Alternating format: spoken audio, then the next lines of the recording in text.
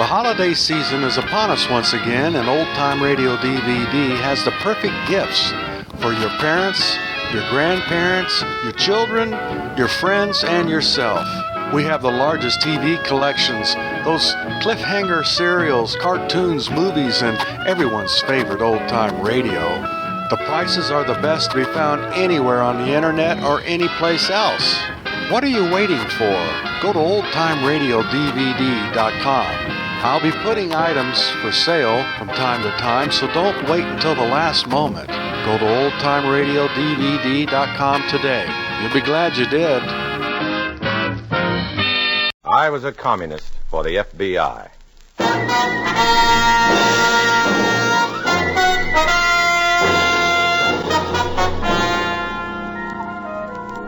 Starring Dana Andrews in an exciting tale of danger and espionage. I was a communist for the FBI.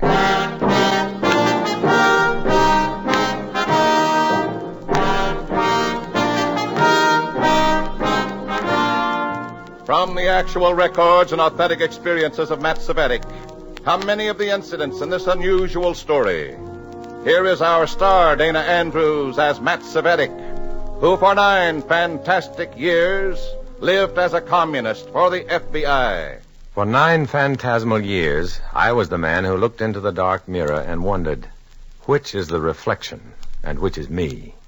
For 9 years, I lived my double life so intensely that sometimes I wondered, which is the real Cvetic? What is reality and what is the dream? It's over now. It all fades back into memory and merciful unreality. It's hard to believe it happened. So fantastic, so stunning were the events and their implications. Sometimes I wonder, is it really over, or is this a lull in the nightmare? In a moment, listen to Dana Andrews as Matt Cvetic, Undercover Man.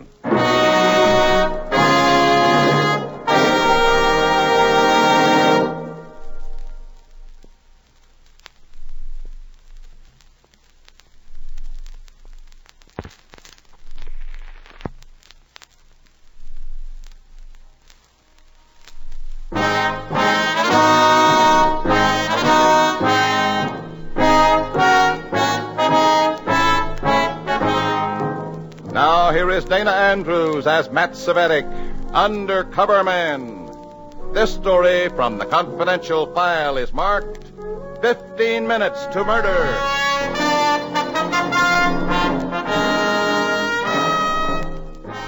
I've been out of sorts for weeks, and I know what it is. The steady, grinding burden of intrigue and vigilance and double-dealing, and just plain, raw, unvarnished fear are getting me down. I go to a doctor, and he tells me exactly what I want to hear. At last, I have a good, legitimate reason to be excused temporarily from party duty.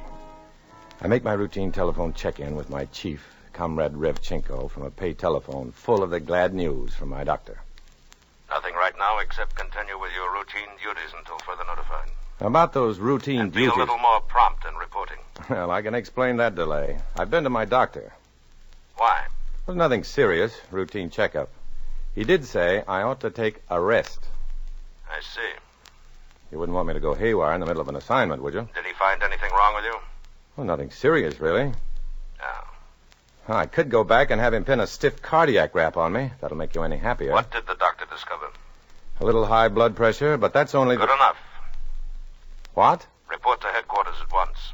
Look, I'm supposed to take it easy. Report to headquarters. The doctor said... At once. At once.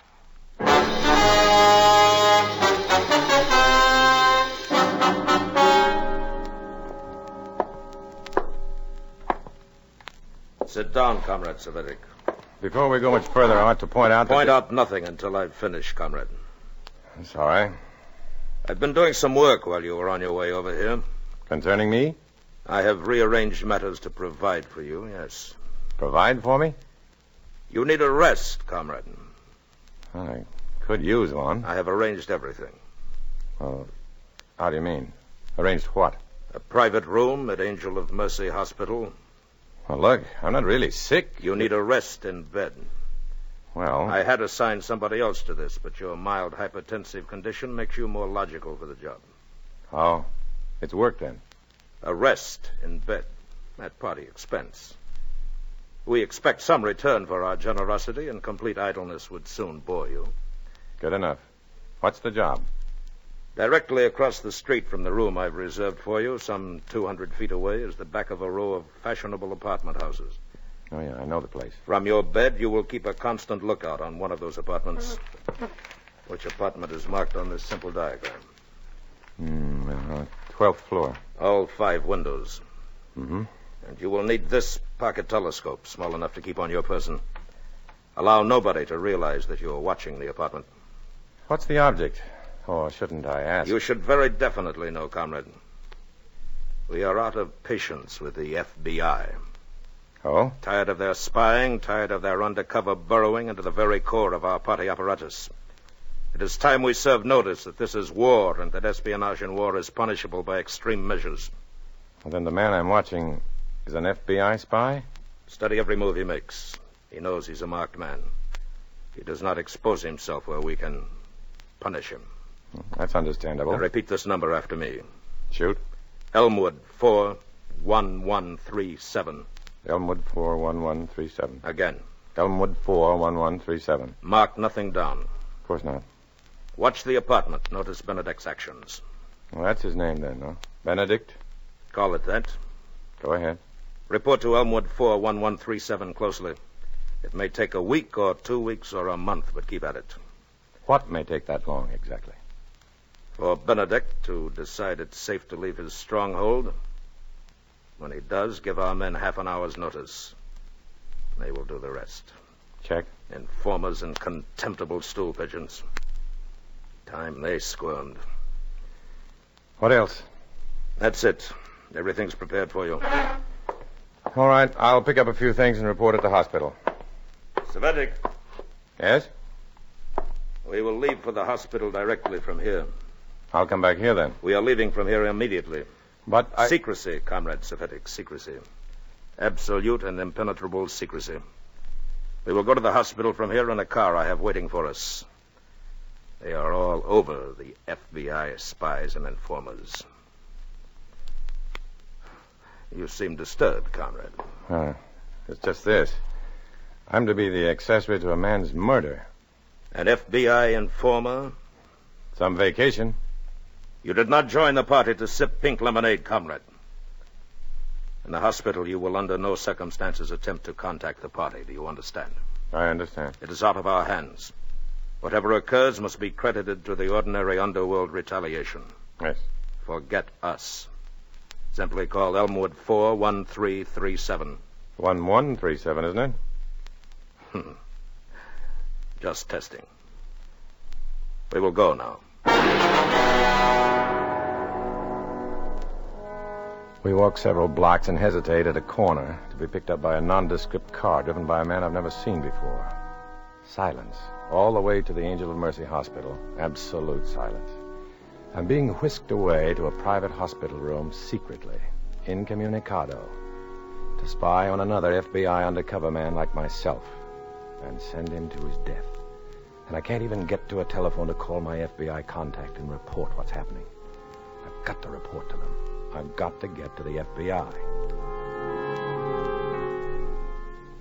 All I get is to the hospital, though.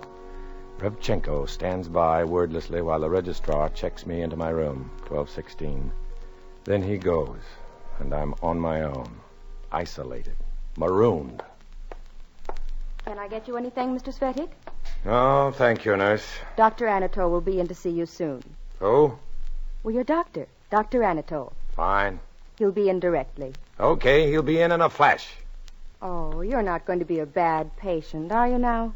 Oh, I'm just going to be the sweetest thing ever happened to this little old Temple of Mercy. You don't have to be cross, do you? I want to be left alone.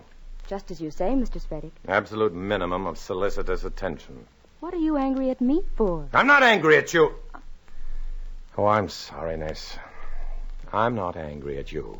I know you're nervous and upset, but Oh, nurse. we'll take care of that, though, won't we? Well, just remember, I'm not mad at you. Oh, is the telephone connected? Oh, yes. Go right ahead and use it. Dr. Anatole will be right in.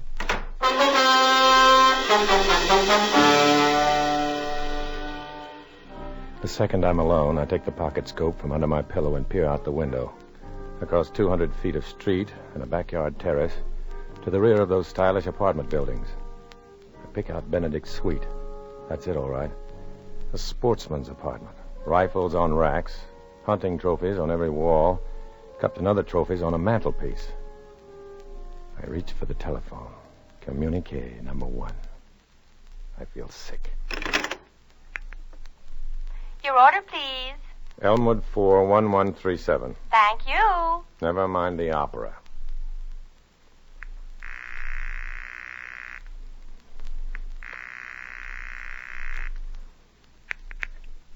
Yeah? Elmwood 41137? Yeah? I'm in. Oh, yeah. You know who's talking, don't you? Keep talking. You may have to move fast. Move fast is what we do best. Stay close to the phone now. I got a permanent poker game right in the room. That's all for now. Check. Now, Your order, please. Evergreen 65542. Thank you. The FBI. Somehow I've got to let them know where I am at least, and what I'm up to, and what one of their boys is in for. Driscoll, that's my contact's code name. I'm O'Neill. Driscoll. O'Neill. Driscoll. O'Neill. Driscoll. Oh, come on, answer. Get with it, boys. Get on the boat. Hello? Driscoll? Driscoll, please, right away. I beg your pardon? Driscoll. Driscoll, right away. Hurry. There's nobody by that name here. Yes, there is, I tell you. Who is this? O'Neill. Tell him I'm O'Neill. He'll know. Oh, yeah. This is Driscoll. Who? Go ahead. How's your mother? Fine. How's yours? I know that voice on the wire isn't Driscoll. Then who is it? I have to reach the FBI. I don't know what I've got on the line. I've got to take a chance. Calculated risk. I've got to stay on the phone. If I am talking to the FBI, I've got to talk a gibberish that makes some kind of sense to them and sounds harmless enough to anybody who might be tapping my wire. Maybe this guy who says he's Driscoll is the wiretap. I don't know. I've got to play it cozy, but I've got to play. Hello? Hello, are you there, O'Neill? You know, I was just thinking, Driscoll. Yeah? Those mysterious telephone calls your wife's been getting, some crank or something. Yeah? The next time this bum calls, why doesn't she play up to him and have her sister run next door and have the cops trace the call? We had exactly the same idea. That's what we're going to do. Well, have her keep him on the line long enough, though. I know. Well, that way the cops can trace the call and close in on Mr. Mysterious. That sounds very conspiratorial.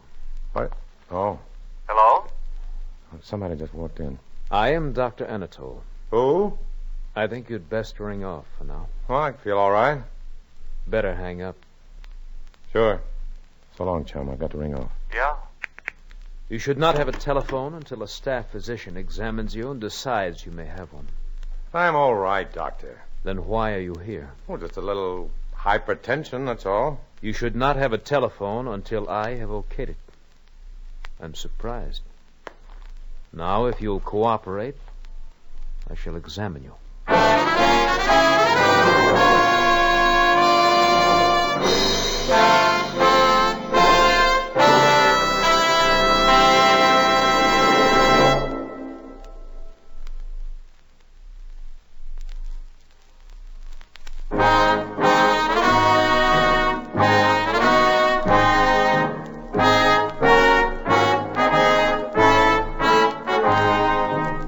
Now back to Dana Andrews, starring as Matt Cvetic in I Was a Communist for the FBI, and the second act of our story.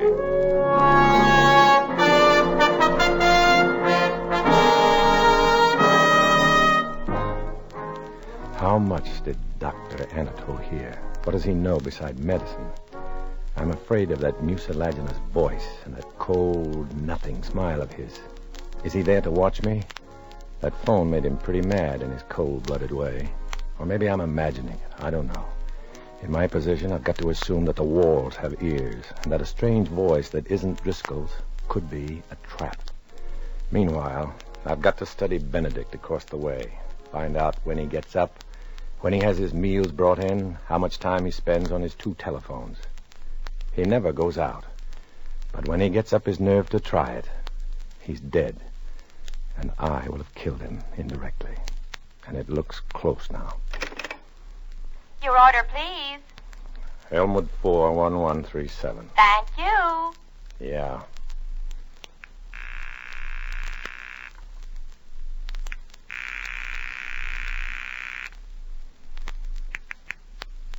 Yeah? Any time now. Oh, it's you. I hate to disturb your poker game. What's the matter? It's you? Never mind. Wise guy. Stand by to go on fast notice. Yeah, I'm all tensed up. I mean it. Listen, what are we, kids? We know what to do. All right, then. What, are you stupid or something? He's taking stuff off the walls and packing them. That means he's ready to go. When he goes, we'll come. All right. Stand by. Check. That's all.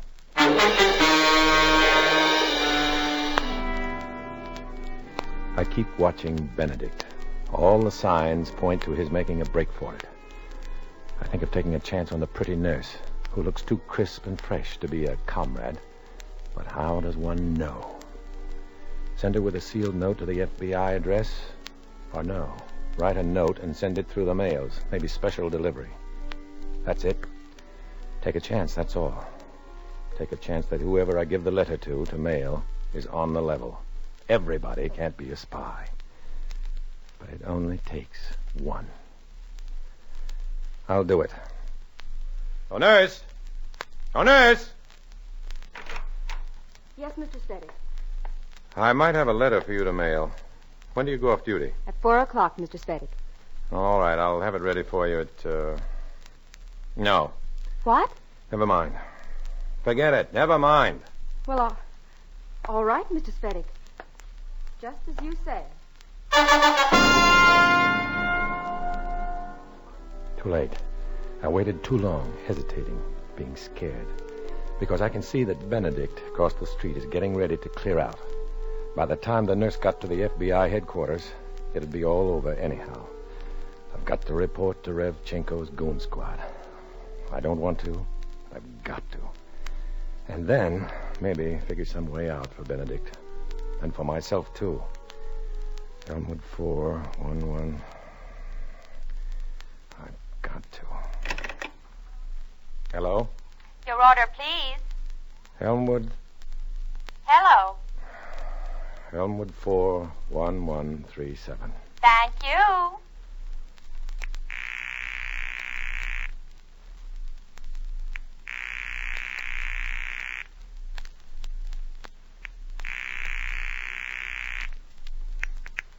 No. I can't do it. I won't. Good afternoon, Mr. Cvetic. Anatole. Or Dr. Anatole. I didn't hear you. Perhaps you were preoccupied. Miss Christopher says you seemed quite upset a moment ago. Who? Your nurse. Upset? Something about changing your mind about some letter. Oh, that. That's a small affair of the heart, you know. That's probably for me, Cvetic. Surgery.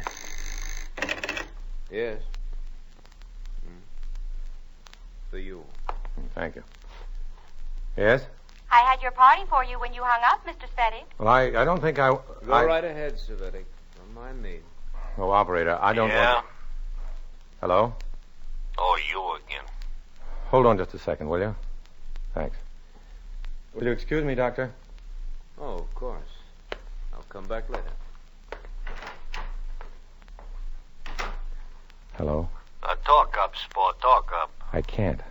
Somebody may be listening outside. Oh, what is it now? He's ready to leave. Oh, okay. Give it to me fast, then. He's wearing a light gray suit with a gray tweed topcoat and a pearl gray snap brim hat. I figure he'll be out any time now, so better to get there early than late. Gray suit, gray tweed topcoat, pearl gray snap brim hat. Check. The entrance to the apartment is on the other side, not facing the hospital. Yeah, check. Have you got enough? Oh, we can't miss. Is that all? That's all. Well, here we go. You're happy about it, aren't you? $1. How long will you be? 15 minutes, tops. So long, mister. No time to kill. Yeah, no time to kill. But 15 minutes to murder. May I, Cvetic? Come in. Well, you're having a rather hectic time of it, aren't you? It's going all right. Let's just try your pulse. I'm fine. You don't want to excite yourself too much, Cvetic. I don't. Can't fool the pulse rate, you know. I'll settle down. Oh, I'm sure of it. In fact, I've signed your discharge. Miss Christopher will be up in a moment with your clothing and effects. I'm discharged? You'll be out of here in 10 minutes. Fine. I won't see you again, so goodbye. Goodbye, Doctor. I lie in bed trying not to think, then trying to think of some way out for Benedict across the street. Fascinated, I stare at him across the way, preparing to clear out and walk right into those Tommy guns. Then I sit up sharply in bed. The man across the way is holding a pair of binoculars to his eyes, looking straight at me, it seems. I know they're binoculars, and I should have known he'd have binoculars with all that other sporting paraphernalia around. And then, all at once, I understand. I know. I'm not watching him. He's watching me. And if he is watching me, then my wire's probably been tapped, and they know all about that call to the FBI. They wanted me to try that call. And I bit. I fell for the whole tricky trap to make me show my hand.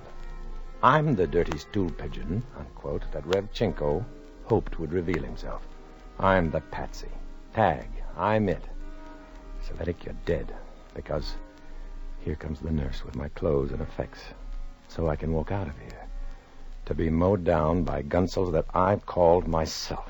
Oh, beautiful. Here you are, Mr. Cvetic, your things. You can be out of here in 10 minutes, we hope. Well, what's the rush? How about an hour? Oh, no, Dr. Anatole said 10 minutes. Can I have half an hour? I'm afraid not. Why not? Well, there's another patient coming in 10 minutes. All right. Okay. Get out. You can have a wheelchair to the curb if you like. I don't like. Will there be a car waiting for you? Yeah. A big black sedan. Oh, fine. Yeah, fine. Get out. I get dressed. I look across the street. Benedict is gone. I go over to the window and draw the shade. But it doesn't mean anything now. They know I'm coming out and that I'm FBI. I try to think of how I can get out by other exits. Not that it matters. If they don't get me now, they'll get me later. Now would be better for them. It would be an example of quick, bold vengeance for other informers to notice. I'm dead, all right. But I have one small satisfaction. At least I wasn't putting the finger on a fellow FBI undercover man. And then the door snaps open, and the big man who wasn't there is there. O'Neill, Matt. Driscoll. Driscoll it is, Matt. Let's get out of here fast. Where were you? I tried to call you at the FBI, but some strange voice answered. I know. You know? Yeah, I instructed him to accept calls for Driscoll from O'Neill. Well, I took a chance and talked some jabberwocky at him, hoping he'd catch on and trace the call back here to the hospital. Yeah, smart boy, Matt, and we're smart little fellas, too. Because that's how I knew you were in this room. Where have you been all the time? 2 rooms down the corridor, watching that commie across the street. You too?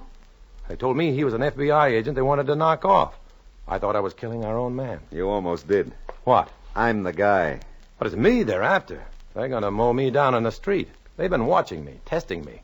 I'm dead. Look, I was watching him first, getting a line on the people who visit him. They caught on after 2 days and set him to watch me. But they had to get the information about me from you. How do you know that? Well, look at me. Remember the clothes that gent across the street was wearing? Gray suit, gray tweed topcoat, pearl gray hat, right? Yeah? Well, he was watching me and mimicking whatever significant things I did for you to see and report. By reporting on him, you were reporting on me. Sort of a carom shot. They're after me, Matt, not you. They trust you completely as of this assignment, or they wouldn't have let you act for them. Now, look, you leave first, and I'll follow in 5 minutes. Watch out for that Dr. Anatole, though. Anatole? He's one of us. Oh, brother. Have I got a headache? Get going. Say, what about the killer car? It's on the way. Nah, it'll never get here. As soon as we found out where you were, thanks to your call, we put a tap on your phone. We've had Elmwood 4, 1137 staked out for 2 days. Oh, then you've picked up those gunsels. 10 minutes ago, with all kinds of raps against them. They've all got records we can put them away for. Quite a haul, huh, man? Yeah. And you're in the clear. The Reds will blame me for everything. Nice haul. Terrific. Vacation in bed. Ha!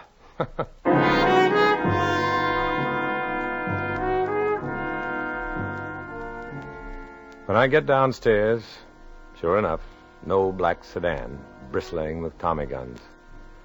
My head is still whirling, and it isn't blood pressure. It's pressure, all right, but not blood pressure. I shake my head to a taxi driver at the curb. Walk it off, Cvetic. Walk it off. Rest cure. Oh, sure.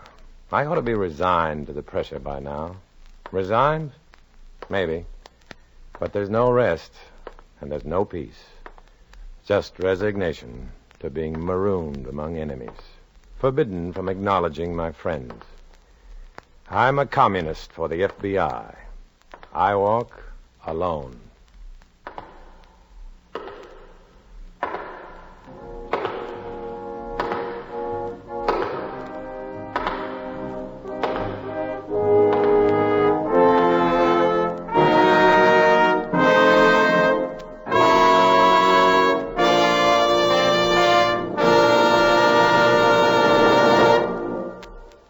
Dana Andrews will return in just a moment.